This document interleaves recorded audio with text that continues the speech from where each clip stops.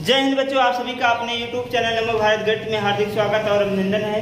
बच्चों, आज की क्लास है पार्ट 5 समांतर श्रेणी के प्रश्नावली 5.2 के क्वेश्चन नंबर 13 से। इसके पिछले वाले क्लास में हम क्वेश्चन नंबर 12 तक बता दिए थे, तो आज की क्लास में हम क्वेश्चन नंबर 13 से शुरू करते हैं। तो चलिए देखते हैं आज की क्लास। तो बच्चों, ये हमारा क्वेश्चन नंबर 13 है। इसमें क्या कह रहा है, 3 अंकों की कितनी संख्याएं 7 से विभाज्य है।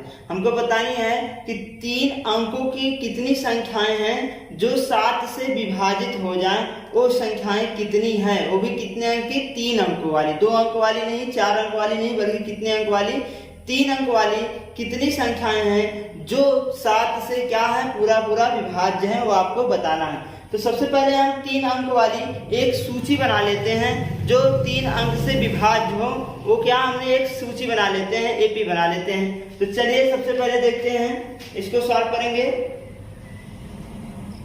अगर आपको नहीं पता है कि 7 से विभाज्य होने वाली 3 अंक कौन कौन सी हैं, तो आप सिर्फ 3 अंक से शुरू कर दीजिए गिनती। 3 अंक में कौन आता है, 100 आता है, फिर क्या आता है, 101 आता है, फिर क्या आता है, 102 आता है, 103 आता है, 104 आता है, 105 आता है, 106 आता है, और ऐसे जाता है, कहां तक जाता है, 999 तक, मतलब 999 तक जाता है 3 अंकों की संख्या।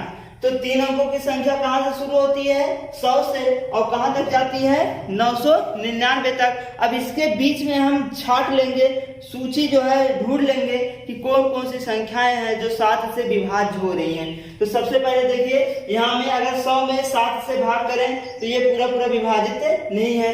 101 में भाग करें तभी विभाजित नहीं है। 102 में 7 से भाग करें तो ये भी पूरा विभाजित नहीं है। 103 में विभाज्य करिए, नहीं है। 104 में भाग करिए 7 से, तब भी नहीं हुआ। लेकिन जैसे ही हम 105 में अगर विभाज्य करें, 105 में अगर हम 7 से भाग करें तो 7 के 7 होता है, 3 आएगा, 5 उतारेंगे और 7 बचे 35 होता है। ये हमारा क्या हो गया, पूरा क्या हो गया, विभाजित हो गया। मतलब 105 ऐसी संख्याएं हैं, 105 ऐसी संख्याएं हैं जो कि 3 अंकों की है और 7 से क्या है, विभाज्य है। तो हमारी पहली संख्या कौन सी मिली, 105 मिली। क्या मिली, 105 मिली। अब 105 के बाद इसके मतलब अगला कौन सी संख्या हो सकती है, 7 जोड़ दो तो अगला संख्या मिल जाएगा, और 7 जोड़ देंगे अगला संख्या मिल जाएगा। जैसे 105 बाद 106 लीजिए, ये नहीं कटेगा, 107 लीजिए, ये भी नहीं कटेगा। लेकिन अगर हम 112 ले लें, 7 जोड़ दीजिए, 112 में अगर हम 7 से भाग कर दें तो हमारा हो जाएगा 7 के 7, और यहाँ पर कितना बचेगा, 7 के 7 हो जाएगा, और यहाँ से हो जाएगा कितना, घटा लीजिए, आएगा कितना, यहाँ पर 3 आएगा, 4 आएगा, और हमारा 2 हो जाएगा, और 7 छक 42 होता है। पूरा क्या हो गया, विभाजित हो गया। इसका मतलब कौन सी संख्या अगला, 112 है। तो अगला संख्या कौन सा हो जाएगा, 112 हो जाएगा। अगला संख्या 7 जोड़ते लिख दीजिए, 7 जोड़ेंगे तो 7 2 9 होता है, 119 हो जाएगा। अगला 7 जोड़ेंगे तो 126 हो जाएगा।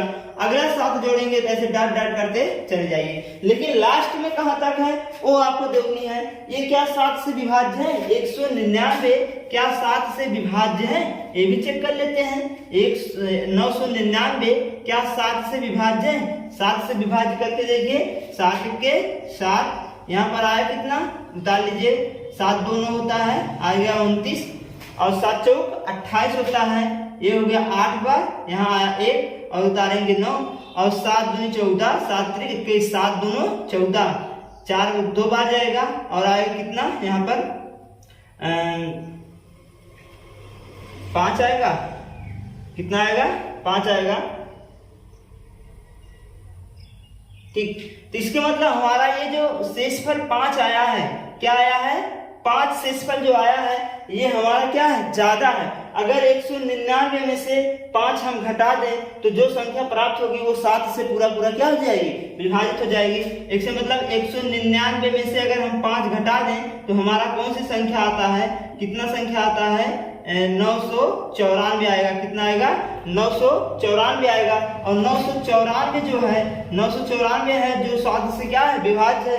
देख लेते हैं, 7 से विभाज्य करते हैं, 7 के 7 आएगा, यहाँ आएगा कितना, 7 दूनी 2 आ जाएगा और यहाँ 29 उतरेगा और 7 चौक 28 होता है। यहाँ आएगा 1 4 उतारेंगे और 7 दूनी 14 होता है। पूरा पूरा क्या हो गया? विभाजित हो गया। इसके मतलब वह संख्या कौन सा है? 994 है। कौन सा है? 994। यहाँ लिखेंगे 994। अब ये हमारा जो प्राप्त हुआ है सूची, जो हमारा ये प्राप्त हुआ है, ये सब क्या है? 7 से विभाज्य हैं और वो कितने अंक वाली हैं? 3 अंक वाली संख्याएं हैं। इसका मतलब ये हमारा क्या बन गया? एपी बन गया। अब इससे हमसे क्या है? मतलब नहीं है, इससे हमको मतलब नहीं है। हमसे मतलब किससे है? इससे मतलब है। ये तो हमने इसलिए लिखा था कि हमको ये मिले कैसे। ठीक है, तो ये आपको समझ में आ गई होगी। अब चलिए देखते हैं आगे। अब इसमें से हम निकालेंगे प्रथम पद। प्रथम पद क्या है इसमें? प्रथम पद, प्रथम पद, प्रथम पद को ए से लिखते हैं। ए बराबर हमारी क्या है? 105 है, तो लिखेंगे 105। सर्वांतर लिख देते हैं। सर्वांतर, सर्वांतर क्या है? डी है। और डी कितना है? 112 में से 105 को घटा दो, दूसरी संख्या में से पहली संख्या को 105 जब घटाएंगे तो डी की वैल्यू कितना आ जाएगा? 12 में से 5 घटाएंगे तो आता है कितना? 7 5 12, 7 हो जाएगा। और यहाँ कितना हो जाएगा? हाँ 7 आ जाएगा। कितना आ जाएगा? डी का मान 7 आ जाएगा और एक मान कितना आ गया? 105 आ जाएगा। क्लियर? अब हम क्या करते हैं कि यहाँ से आपको एन मान दे दिया है। कितना दिया है? एन का लास्ट पर एनवा पद, एनवा पद कितना दिया है? 994 दिया। कितना दिया है? 994 दिया है। अब यहाँ से हमको किसकी वैल्यू निकालनी है? n की, कुल पदों की संख्या निकालनी है, n की वैल्यू निकालनी है। तो सबसे पहले सूत्र लगा दीजिए। सूत्र क्या है? an बराबर a plus n minus 1 into D. अभी तक देखते आ रहे हैं पर्सनली 5.2 में जितने भी क्वेश्चन हैं सब इसी फार्मूले पर बेस्ड हैं। ठीक है, तो बहुत इंपॉर्टेंट फार्मूला है, इसको याद रखना बहुत जरूरी है। ठीक है, तो सबका मान रख दिए। ए एन मान कितना है? 994 है, यहाँ रखेंगे। ए की वैल्यू कितना है? 105 है, यहाँ रखेंगे।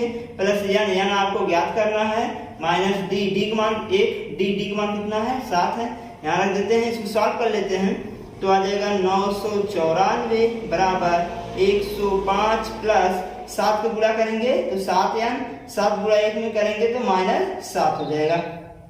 क्लियर? आगे देखते हैं। 994 हो जाएगा।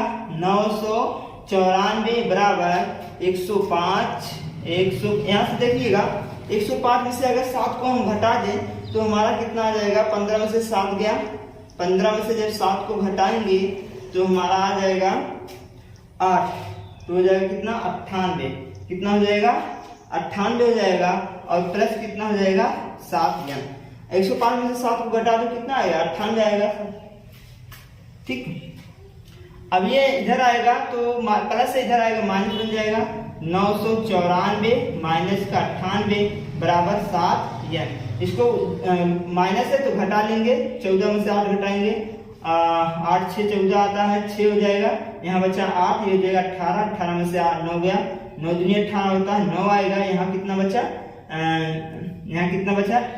7 बचेगा, 8 बचेगा, 8 हो जाएगा और बराबर कितना हो जाएगा? 7 n। 7 क्या है? गुणे में इधर आएगा, भाग बनेगा तो 896 बटे 7 बराबर n। इसको भाग कर दीजिए, 7 से भाग करेंगे तो 7 1 के 7, एक बार गया, यहाँ बचा कितना? 1 हो गया कितना?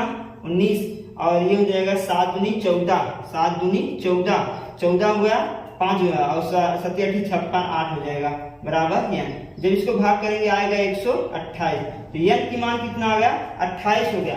तो इसके मतलब 105 से लेकर 994 तक कितनी संख्याएं हैं जो 7 से विभाजित हो रही हैं और वो भी 3 अंकों की हैं? वो कितनी है? 128 संख्या, 128 नंबर ऐसे हैं जो क्या हो रहे हैं? 3 से विभाजित, 7 से विभाजित हो रही हैं और 3 अंकों वाली संख्याएं हैं। तो वहाँ कौन सी संख्या है? 128 अंक है। 128 हमारा क्या हो जाएगा? ये हो जाएगा हमारा क्या? आंसर। ठीक है, तो बच्चों ये था हमारा क्वेश्चन नंबर 13 जो कि हमको इसको इस प्रकार से हल करेंगे। इस टाइप के क्वेश्चन हम उदाहरण में कर चुके हैं, तो ये भी इम्पोर्टेंट क्वेश्चन है, इसको बढ़िया से आप पढ़ लीजिएगा। तो अब अगला क्वेश्चन देखते हैं, क्वेश्चन नंबर 14। तो ये है क्वेश्चन नंबर 14। इसमें कह रहा है 10 तथा 250 के बीच में 4 के कितने गुणज हैं? 10 और 250, 10 से लेकर 250 तक कितनी संख्याएं हैं जो 4 से पूरा पूरा क्या है, विभाज्य हैं, मतलब 4 के गुणज में आ रहे हैं, 4 के टेबल में आ रहे हैं, 4 के पहाड़े में आ रहे हैं, वो संख्याएं आपको बतानी है कितनी संख्याएं हैं। तो सबसे पहले 10 और 250 के बीच बोला है, तो इसको हम सॉल्व कैसे करेंगे। 10, 11, हम एक सूची लिख लेते हैं।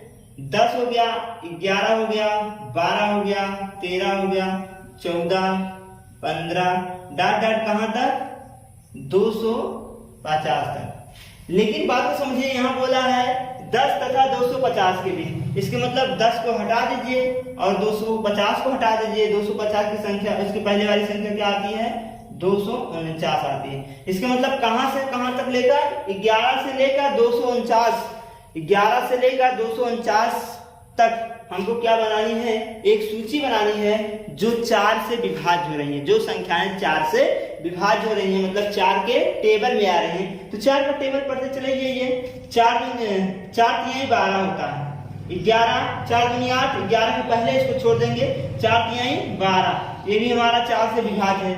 4 3 12, 4 4 16, ये भी हमारा 4 से विभाज्य है। 4 5 20, ये भी हमारा 4 से विभाज्य है। 4 6 24, ये भी हमारा 4 से विभाज्य है। ऐसे डाट डाट लिखते चले जाएंगे, कहां तक, 249। देखिए 4 से विभाज्य है, 249 क्या 4 से विभाज्य है। 4 6 24 आ जाएगा, और यहाँ आ जाएगा 9, और 4 दूनी 8 होता है। आया कितना, एक शेषफल हमारा बच गया। इसका मतलब ये शेषफल हमारा क्या है, ज्यादा है। अगर एक शेषफल ना होता तो 4 से विभाज्य हो जाता। तो एक घटा दो, जब 249 में से 1 घटाएंगे तो आएगा 248। तो वह कौन सी संख्या है, 248 है, जो 4 से विभाज्य है। तो लास्ट में कौन सी संख्या हो जाएगी, 248 हो जाएगी। और ये हमारा क्या बन गया, एपी बन गया। क्लियर, बात समझ में आ गई होगी। अब चलिए यहाँ पर देखते हैं, प्रथम पद लिख लीजिए, ये हमारा क्या हो जाएगा, एपी हो जाएगा। हमारा क्या हो जाएगा, ये एपी हो जाएगा। अब इससे हमसे मतलब नहीं है, ये तो हमने लिख दिया था इस तरीके से बनाने के लिए। क्लियर। अब हमारा यहां से प्रथम पद क्या हो जाएगा, प्रथम पद ए बराबर कितना हो जाएगा, 12 हो जाएगा। सर्वांतर लिख लीजिए, सर्वांतर डी बराबर हमारा कितना हो जाएगा, दूसरे पद में से पहले पद को हटा दो, 16 माइनस 12, तो डी का मान कितना आ जाएगा, 4 आ जाएगा। कितना आ जाएगा, 4। तो ए की वैल्यू 12, डी की वैल्यू 4, और ए एन लास्ट में हमारा ए एन पद कितना है, ए एन हमारा 248, एनवा पद कितना है लास्ट में, 248 है। और हमको ज्ञात करनी है क्या, कि 12 से लेकर 248 के बीच तक कितनी संख्या है जो 4 से पूरा पूरा विभाज्य है। तो मतलब कितने पद हैं, पदों की संख्या हमको बतानी है, ए एन की मान बतानी है। ठीक है, तो आप सूत्र लगा लीजिए। सूत्र आपको पता होना चाहिए। सूत्र क्या है, एनवा पद का ए एन बराबर A plus N minus 1 into D, ये हमारा सूत्र है। सबकी वैल्यू रख दीजिए। ए एन की वैल्यू कितना है, 248 है। ए की वैल्यू कितना है, 12 है। एन की आपको निकालनी है, और डी का मान कितना आया है, 4 आया है। इसको सॉल्व कर लीजिएगा। 248 बराबर 12 प्लस 4 को गुणा एन में करेंगे, 4 एन, 4 गुणा 1 में करेंगे तो 4 1 के 4 हो जाएगा। आगे सॉल्व करते हैं। 248 बराबर 12 में से 4 को घटा देंगे, ये 4 माइनस में, ये प्लस में, तो 12 में से 4 को घटाएंगे, 8 4 12 होता है, तो आएगा कितना, 8, और प्लस कितना हो जाएगा, 4 एन। 8 क्या है, माइनस में, प्लस में इधर आएगा, माइनस बन जाएगा। तो 248 माइनस का 8 बराबर 4 एन। जब घटाएंगे आएगा 240 बराबर 4 एन। 4 गुणे में इधर आएगा, भाग बनेगा, तो 240/4 बराबर एन यहाँ हो जाएगा। और 4 6 24 होता है, आए कितना, 60। एन की वैल्यू कितना आ जाएगा, 60 आ जाएगा। इसका मतलब अब कितने पद हैं, कुल मिलाकर 12 से लेकर 48 तक जो 4 से विभाज्य होने वाली संख्याएं हैं, वो कितनी संख्याएं हैं, 60 संख्याएं हैं। ठीक है, कितनी संख्याएं हैं, 60 संख्याएं हैं। तो लिखेंगे कि कहां से लेकर पूछा था, 10 और 250 के बीच। लिखेंगे 10 और 250 के बीच कुल 60 पद हैं जो 4 से विभाज्य है, जो 4 से क्या है विभाज्य है। तो ये हमारा क्या हो जाएगा आंसर हो जाएगा। क्लियर। तो बच्चों तो ये था क्वेश्चन नंबर 14 जो कि हम इसको इस प्रकार से हल करेंगे। अब देखते हैं क्वेश्चन नंबर 15। ये हमारा क्वेश्चन नंबर 15 है। इसमें क्या कह रहा है कि n के किस मान के लिए दोनों समांतर श्रेणियों 63, 65, 67 डॉट डॉट और 3, 10, 17 डॉट डॉट के n वें पद बराबर होंगे। दो समांतर श्रेणी दिया है। इसमें कह रहा है कि कौन सी पद है n के किस मान के लिए, मतलब वह कौन सी पद है जो दोनों में क्या है समान है बराबर है। वो पद क्या है, संख्या क्या है, बराबर है, समान है। तो क्वेश्चन में कह रहा है n में पद बराबर होंगे, वह कौन सा पद है कि जो बराबर हो जाए, ये आपको पूछा है। तो सबसे पहले हम दो आपको समांतर श्रेणियां दिया है, इसका प्रथम पद और डी निकाल लेते हैं। ठीक, कह रहा है n पद बराबर होंगे, दोनों n पद, दोनों का n पद वाला सूत्र लगा के दोनों को हम क्या कर देंगे बराबर कर देंगे। तो चलिए यहाँ पर लिखते हैं हमारा पहला एपी क्या है। पहला एपी दिया है 63, 65, 67, ये हमारा पहला एपी है। और हमारा जो दूसरा एपी दिया है, दूसरा एपी क्या दिया है, दूसरा एपी हमारा दिया है 3, 10, 17, ये हमारा दूसरा एपी है। दो एपी हमको दे दिया है। क्लियर। अब कह रहा है कि इसका जो है इन दोनों का कौन सा n पद है जो बराबर है, ये ज्ञात करना है। तो सबसे पहले हम प्रथम पद निकालेंगे। प्रथम पद, प्रथम पद इसका क्या हो जाएगा, जिसे हम कहते हैं ए बराबर कितना हो जाएगा 63। और जो सर्वांतर है, सर्वांतर जिसे हम डी बोलते हैं, वो कितना हो जाएगा 65 में से 63 को घटाएंगे तो डी का मान कितना आएगा 2 आएगा। ये सर्वांतर हो गया। अब यहां आ जाते हैं, इसका प्रथम पद क्या है, प्रथम पद, इसका प्रथम पद ए बराबर कितना है 3 है। और सर्वांतर क्या है, सर्वांतर, सर्वांतर क्या है डी बराबर 10 में से 3 को घटा दो तो 10 माइनस 3, डी का मान कितना आ गया 7 आ जाएगा। कितना आ जाएगा 7 आ जाएगा। यहाँ डी का मान कितना आया है 2 आएगा। अब प्रश्न में तो जो कह रहा है उसके हिसाब से काम करिएगा। कह रहा है कि n पद बराबर होंगे, n के किस मान के लिए n पद बराबर होगा, मतलब दोनों का n पद क्या कह रहा है बराबर है, दोनों का n पद क्या है बराबर है। ये वाला सूत्र लगा लेंगे। तो इसका n पद निकालिए सूत्र लगाकर। सूत्र आपको पता है an बराबर a plus n minus 1 into D. यहां से n वाला पद सूत्र लगाइए। an बराबर a की वैल्यू कितना है 63 है, n minus 1 into D, D का मान कितना है 2 है। ये हो जाएगा। इसको थोड़ा यहाँ से हल कर लीजिएगा। an बराबर कितना आ जाएगा 63 और प्लस 2 से गुणा करेंगे 2n माइनस 2। तो an बराबर हमारा कितना आ जाएगा 63 में से 2 घटा देंगे तो आएगा कितना 61 प्लस 2n। ये हमारा समीकरण नंबर 1 आ गया। क्लियर। अब यहां से सूत्र लगा लेते हैं। यहां से अगर हम सूत्र लगाएं an का, an बराबर a plus n minus 1 into D वाला सूत्र अगर हम लगा दें तो an की वैल्यू आपको ज्ञात करनी है। a की वैल्यू कितना है 3 है, n minus 1 into D, D का मान कितना है 7 है। ठीक है। तो an बराबर 3 प्लस 7 से गुणा करेंगे 7n और 7 1 के 7 होता है। 7 में से 3 घटाएंगे तो माइनस में से घटा रहे हैं तो माइनस चिन्ह लग जाएगा।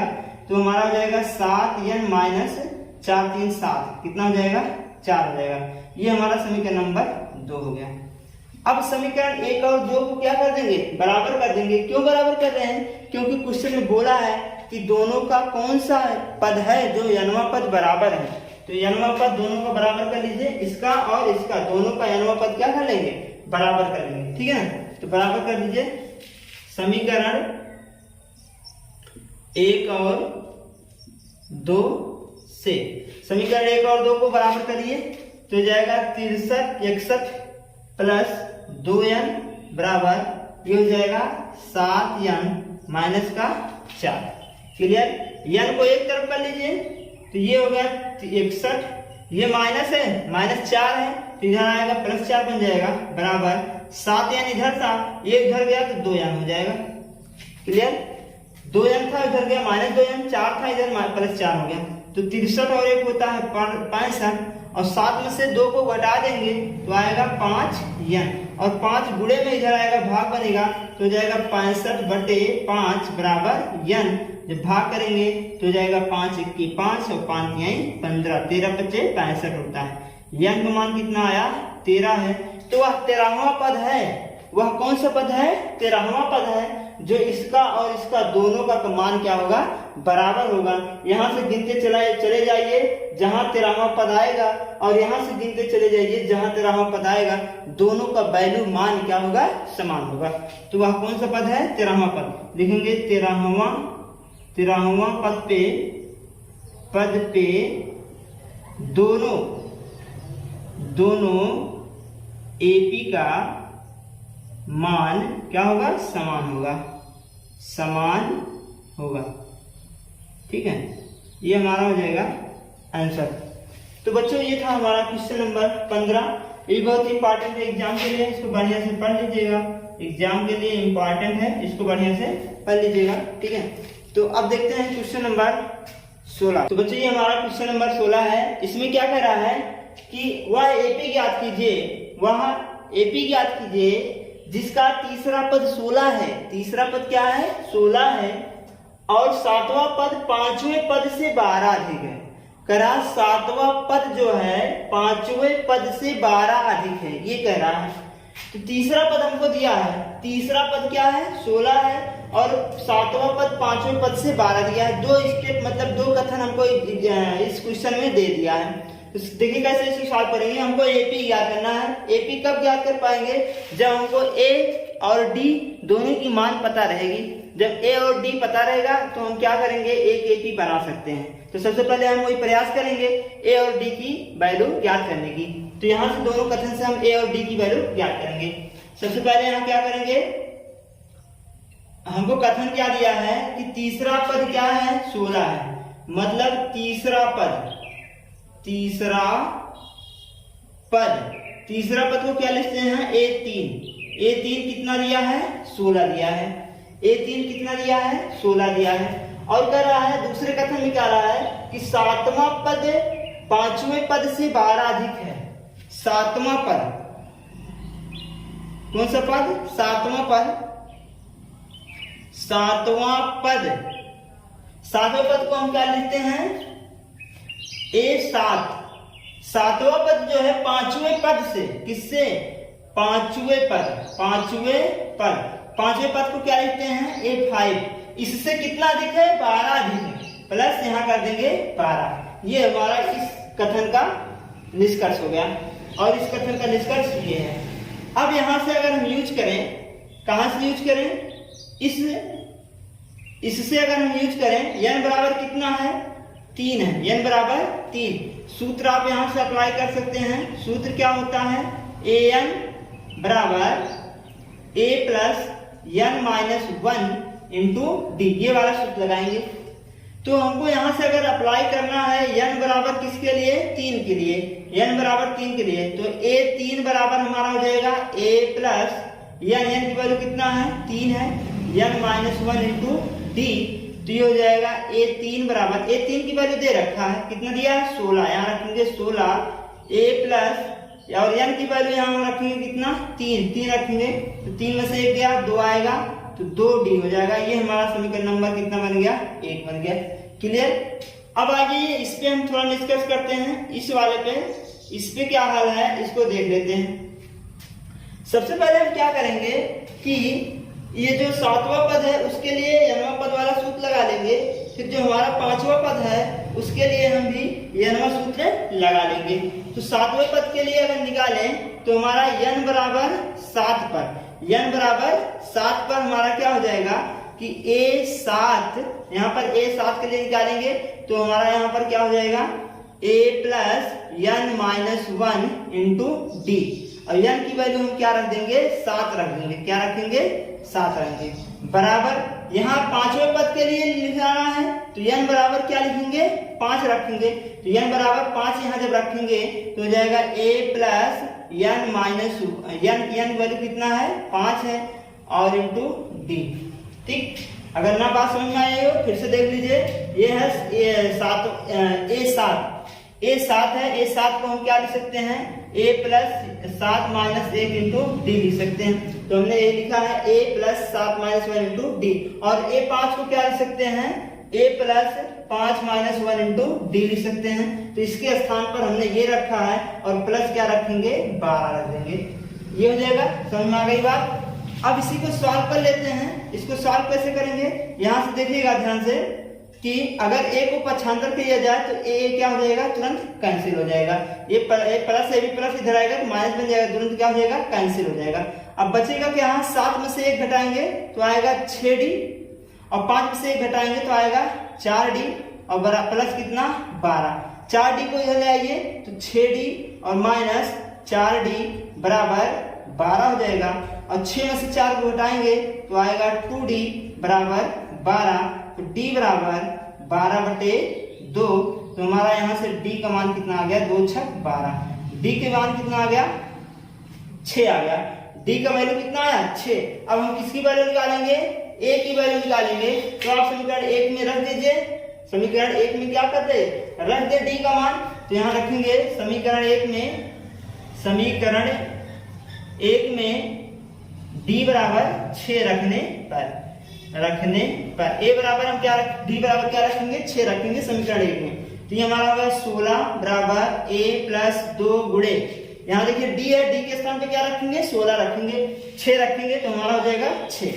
इसको सॉल्व कर लीजिए।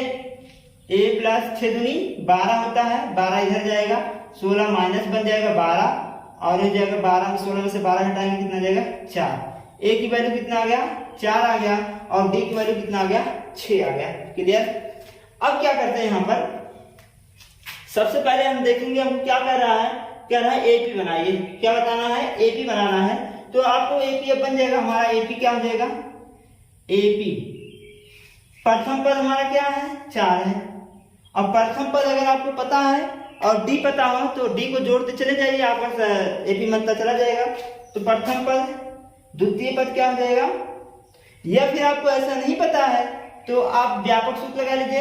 एपी का व्यापक सूत्र, एपी का व्यापक सूत्र आपको पता है ना। व्यापक सूत्र क्या होता है ए प्लस डी, ए प्लस 2d, ए प्लस 3d डॉट डॉट। ये हमारा क्या है व्यापक है। तो ए की वैल्यू कितना है 4 है, 4 रखेंगे, यहाँ रखेंगे ए की वैल्यू 4 प्लस डी की वैल्यू कितना है 6 है, यहाँ रखेंगे 4 प्लस 2 गुणे 6 कामा 4 प्लस 3 गुणे 6 कामा डॉट डॉट। तो हो जाएगा 4 और 6 कितना होता है 10 होता है। और ये हमारा जाएगा 4 6 दूनी 12, 12 और 4 कितना होता है 12 4 16 होता है। और यहाँ से 4 6 3 18, 18 और 4 कितना होता है 22 होता है। 18 और 4 कितना होता है 22। तो ये हमारा क्या बन गया एपी बन गया। इसे यहाँ देखिएगा एपी में क्या क्या जुड़ा है 6 जुड़ा है। 4 6 10, 10 6 16 और 16 6 22, 22 6 ऐसे डॉट डॉट आप एपी बना सकते हैं। तो ये हमारा क्या हो जाएगा आंसर हो जाएगा। तो ये था हमारा क्वेश्चन नंबर 16 जो कि हम इसको इस प्रकार से हल करेंगे। तो आज क्लास बच्चों बस यहीं तक। अगले क्लास में क्वेश्चन नंबर 17 से बताया जाएगा। तो आज क्लास अगर आपको अच्छा लगा हो तो लाइक सब्सक्राइब और शेयर करें अपने दोस्तों के साथ और कमेंट में अपना कमेंट लिखना ना भूलें। अगर कोई भी समस्या हो तो अपने कमेंट में अपना कमेंट जरूर डाल दें। जय हिंद, धन्यवाद।